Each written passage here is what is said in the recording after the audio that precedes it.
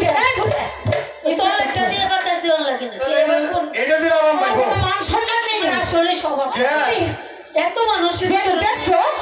তুমি পারবা আমি ভালো করে যাই তাই দাদি তুমি যা বাজারে দেখাইছো আমি দেখছি তাই দাদি তুমি আমারে দোয়া কইরো দোয়া আমি যেন মানে ঠিক মতো বাজারে